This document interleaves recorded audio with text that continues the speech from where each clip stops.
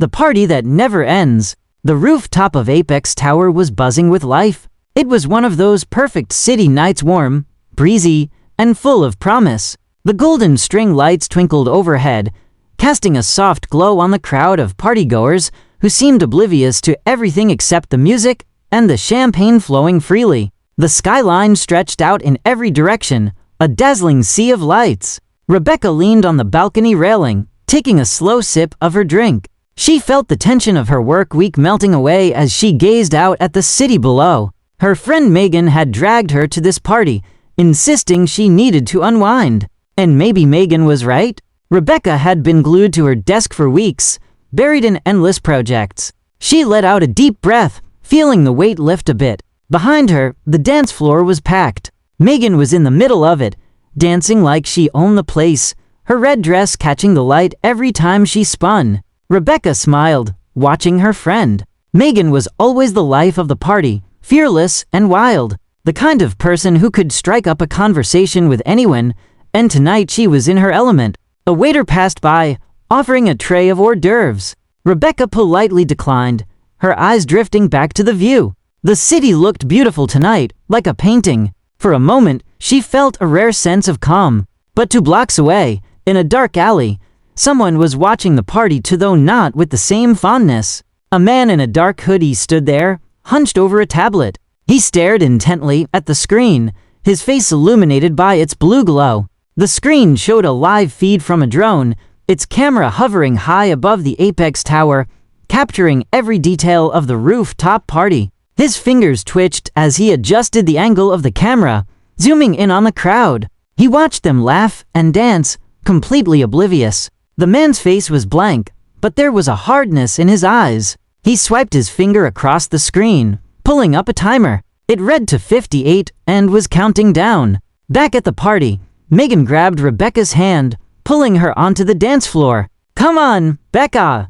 Just one dance?" she shouted over the music. Rebecca laughed, finally giving in. The song was upbeat, something they both loved, and for a moment, she let herself get lost in the rhythm, the stress of her work life fading away completely. They danced together, laughing, their movements syncing up like they used to in college when they would go out every weekend. It felt good, normal. Rebecca realized how much she had missed this, the carefree fun she rarely had time for anymore. Then the music shifted to a slower song, and Megan excused herself, winking as she slipped away toward a cute guy she had been eyeing all night. Rebecca shook her head, smiling. Typical Megan. She made her way back to the bar, ordering another drink. The bartender handed her a glass, and as she turned to look back at the dance floor, she noticed something strange. There was a faint, buzzing sound. At first, she thought it might just be the sound of the city or the electrical hum from the rooftop lights.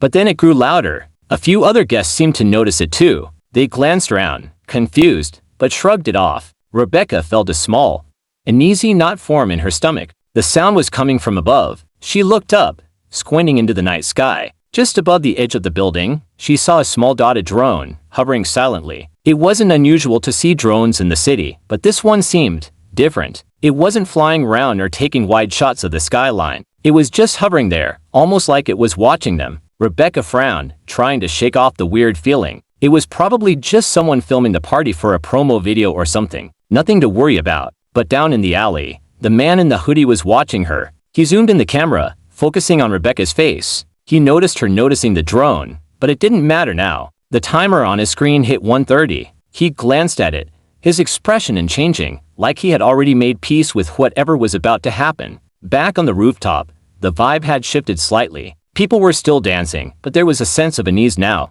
a tension that no one could quite put their finger on. Rebecca saw Megan returning, laughing and holding 2 glasses of champagne. "You look like you've seen a ghost," Megan teased, handing her one of the glasses. "I just saw a drone up there. It's weird, right? It's just sitting there," Rebecca said, pointing up. Megan looked up, squinting. "Huh, probably just some influencer trying to get aerial shots. Relax, Becca. It's a party. Let's have fun." She clinked her glass against Rebecca's and took a big gulp. Rebecca tried to smile, but that uneasy feeling wouldn't go away. She glanced at her watch. It was almost midnight. A chill ran down her spine that had nothing to do with the breeze. In the alley, the man's timer hit 0:45. He took a deep breath, his fingers hovering over a button on the screen. He looked up, watching the drones feed one last time. The party still looked the same, happy, oblivious. He exhaled slowly, almost like he was sad. Rebecca felt a strange sense of urgency now, like an instinct she couldn't ignore.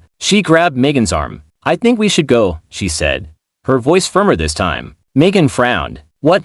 Why? It's barely midnight. I don't know. I just have a bad feeling." Megan rolled her eyes but saw the serious look on Rebecca's face. All right, let me just grab my bag." The drone's feed flickered, the image glitching slightly as the man's finger pressed down on the button. The timer hit 0:10. He turned away, tucking the tablet under his arm as he walked down the alley, disappearing into the night without a second glance. Rebecca tugged at Megan, pulling her toward the exit. They were almost at the door when the lights above them flickered. The music cut out, replaced by a loud, mechanical hum that filled the air. Every head turned toward the sky as the drone suddenly dropped lower, its red lights flashing rapidly now. In that split second, Rebecca's heart sank. She didn't know what was happening, but she knew they were out of time. The explosion rocked the rooftop, a deafening boom that shattered glass and sent people flying. The blast wave knocked Rebecca and Megan off their feet, the force of it rolling over them like a wave. The last thing Rebecca remembered was the look of shock on Megan's face before everything went dark. When she came to, the rooftop was chaos.